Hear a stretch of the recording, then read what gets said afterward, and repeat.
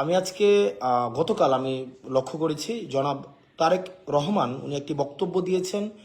উনি বক্তব্যে বলেছেন যে আসলে প্রার্থী মুখ্য নয়, মুখ্য হচ্ছে প্রতীক, প্রতীকটাই হচ্ছে মুখ্য।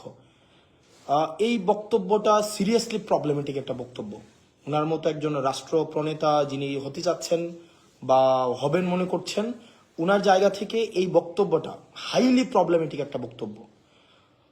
কারণ বলছি, এক নম্বর কারণ হচ্ছে যে একজন এমপি নাগরিক এবং রাষ্ট্রের মাঝে সেতুবন্ধনের কাজ করে।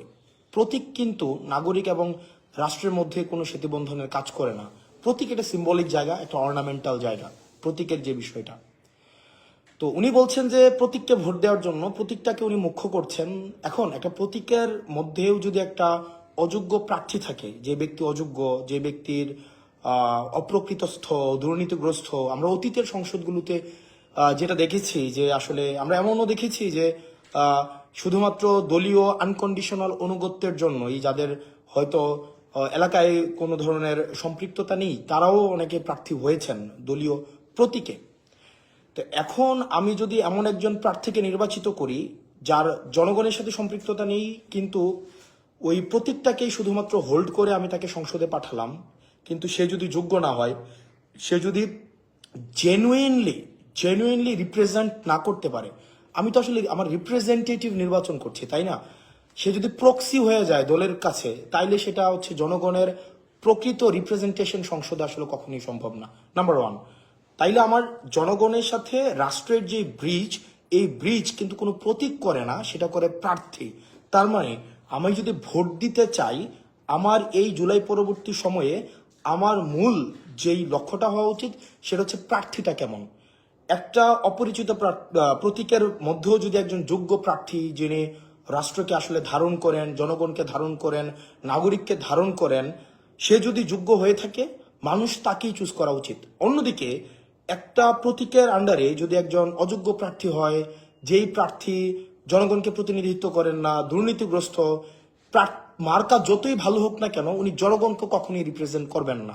সেই জায়গা থেকে জনাব তারেক রহমান যে বক্তব্যটা দিয়েছেন, প্রাইমারিলি সেটা প্রবলেমেটিক।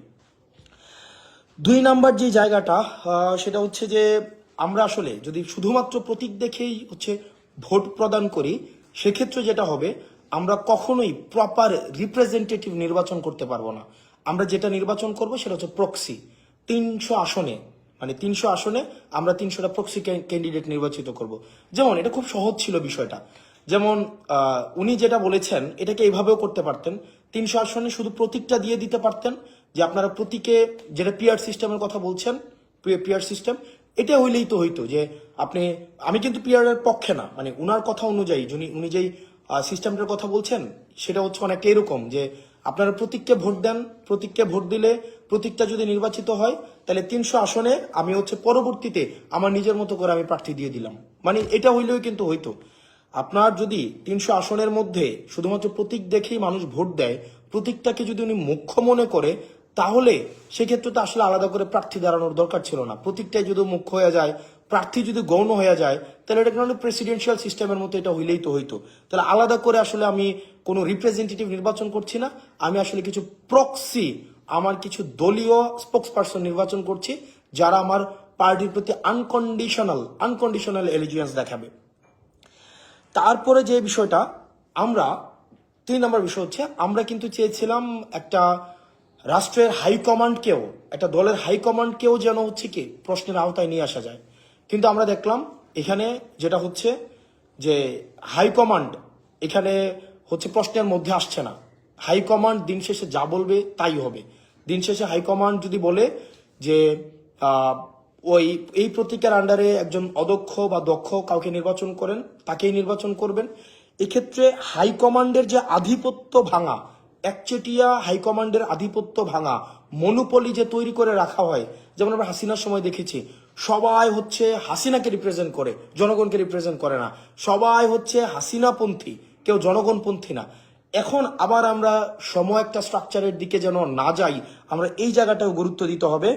আমরা দেখলাম যে জিনিসটা, যেমন ধরেন প্রার্থী যদি গুরুত্বপূর্ণ না হইতো, আমার এলাকায় স্থানীয়ভাবে একটা প্রবলেম আছে, আমার স্থানীয়ভাবে আমার হচ্ছে অনেক ডোমেস্টিক প্রবলেম থাকে। প্রার্থী যদি মুখ্য না হয়, এই প্রবলেমটা সংসদে কে গিয়ে বলবে? প্রতীক কি সংসদে গিয়ে বলতে পারবে? প্রতীক তো সংসদে গিয়ে এটা বলতে পারবে না, বলতে হবে প্রার্থী। প্রার্থী ভয়েস আকারে সংসদে গিয়ে তার জনগণকে রিপ্রেজেন্ট করতে হবে। কিন্তু আনফর্চুনেটলি আমরা দেখলাম সেখানে প্রতীককে ফোকাস দেওয়ার মধ্য দিয়ে প্রার্থীর যে এজেন্সি, সেই এজেন্সিটাকে আসলে নাই করে দেওয়া হচ্ছে, যেটা সিরিয়াসলি প্রবলেমেটিক। এবং দিন শেষে আমি যদি ফোন দেই, প্রতীক কিন্তু আমার ফোন রিসিভ করবে না। জনগণ যখন আজকে একটা সমস্যায় পড়বে, স্থানীয়ভাবে অবকাঠামোগত সমস্যা, ইনফ্রাস্ট্রাকচারের যে প্রবলেম, এডুকেশনের প্রবলেম, হেলথের প্রবলেম, আমাদের পলিসিগত জায়গা থেকে যা সমস্যায় থাকুক না কেন, দিন শেষে আমি যখন কল দিব, কোনো প্রতীক কিন্তু আমার ফোনটা রিসিভ করবে না। ফোনটা রিসিভ কিন্তু আমার প্রার্থীকেই করতে হবে, প্রার্থীকেই এসেই কিন্তু সমস্যা সমাধান করতে হবে। তাহলে যদি প্রার্থী যোগ্য না হয়ে থাকে, তাহলে কিভাবে প্রার্থী আমার সংসদে প্রতিনিধিত্ব করবে?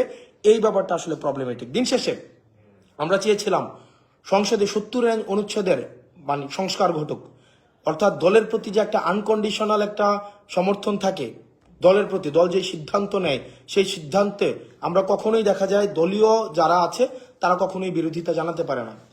তো তারেক রহমান আজকে যে বক্তব্যটা দিয়েছেন, গতকাল যে বক্তব্যটা দিয়েছেন যে প্রতীকী মুখ্য, প্রার্থী মুখ্য না, এটার মধ্য দিয়ে এটাই স্পষ্ট হয় যে উনি 70 অনুচ্ছেদ থেকে আসলে বের হইতে চান না। অর্থাৎ উনার যেই এমপিরা নির্বাচিত হবে, উনার আন্ডারে যে এমপিরা নির্বাচিত হবে, আনকন্ডিশনালি উনাকে সাপোর্ট করবেন।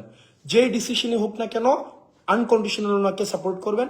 ইন্টারনাল যে ডেমোক্রেসি থাকে, পার্টির ইন্টারনাল যে ডেমোক্রেসি, সেই ডেমোক্রেসিও কখনো সংগঠিত হবে না। আপনার একটা দলে যদি ডেমোক্রেসি না থাকে, সেই ডেমোক্রেসি কখনোই রাষ্ট্র আকারে কখনো রিফ্লেক্টেড হবে না। তো তার মানে গতকালের যে বক্তব্যটা উনি দিয়েছেন, ওনার জায়গা থেকে আমাদের প্রত্যাশা অনেক বেশি যে ওনার যে বক্তব্য যে প্রার্থী মুখ্য না, মুখ্য হচ্ছে প্রতীক, এটা হাইলি সিরিয়াসলি প্রবলেমেটিক এবং ভবিষ্যতের জন্য এটা একটা আশঙ্কাজনক। যে আমরা কি আসলে আবার একটা এককেন্দ্রিক শাসন ব্যবস্থার দিকে যাচ্ছি, যেখানে হাইকমান্ডই হচ্ছে সর্বসর্বা হয়ে উঠবে? হাইকমান্ডকে কখনো কোনো প্রশ্ন করা যাবে না। হাইকমান্ড দিন শেষে যে সিদ্ধান্ত দিবে, সেই সিদ্ধান্তটাকে মেনে নিতে হবে। হাইকমান্ড দল নিয়ে যে সিদ্ধান্ত নিবে, সেই সিদ্ধান্তটাকে আসলে আমাদের মানতে হবে। দিন শেষে যদি প্রার্থীর যদি এজেন্সি না থাকে, সেই প্রার্থী কখনোই ওই ডোমেস্টিক পলিসির রিপ্রেজেন্টেশন কখনোই সংসদে গিয়ে করতে পারবে না। সেজন্য নির্বাচনের জন্য প্রতীক যেমন গুরুত্বপূর্ণ, একই সাথে সাথে প্রার্থী হিমসেলফ ইজ ভেরি ইম্পর্টেন্ট। কারণ প্রার্থী কোনো অ্যাবস্ট্রাক্ট বিষয় না, প্রার্থী হচ্ছে খুবই ভিজিবল একটা বিষয়।